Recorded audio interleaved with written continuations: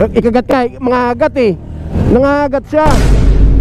Noong umagang yon, habang pauwi na ako at tinatahak ang kahaba ng Marcos Highway sa Antipolo City, mayroon akong nadaanan nagkukumpulang mga sasakyan. Akala ko may aksidente, kaya pala ganito ang nangyayari. Kaya pala isang nilalang ang hindi mapakali sa tabi at nagpasikat sa gitna ng highway.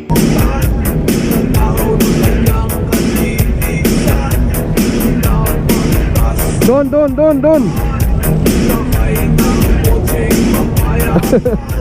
Tara.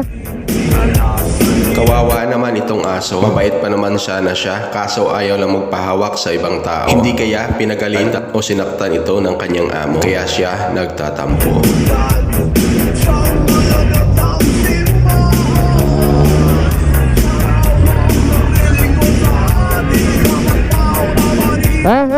Lah, humiga. Tara. Humiga.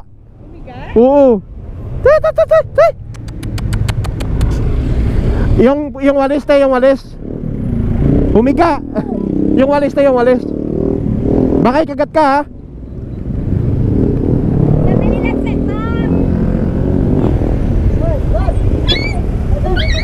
Ayaw umalis.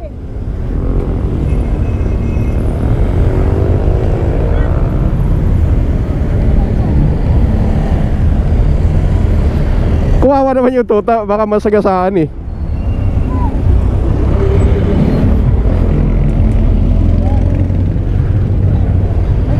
Ando na.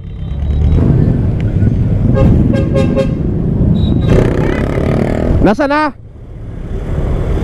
Sa inyo ba yan? Sa inyo yan? Ay, nandun na naman oh. No, itong tuta na to, pinagtatraffic yung Marcos Highway. Tabi. Ayaw magpahuli. Ikagat ka, mga agat eh. Nangagat siya. Sako. Mga agat yan. Sako.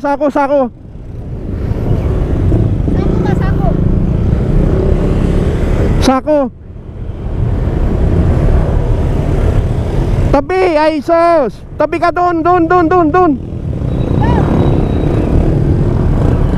Sako. Kaya nga eh. Tabi. Huwag ka sa gitna.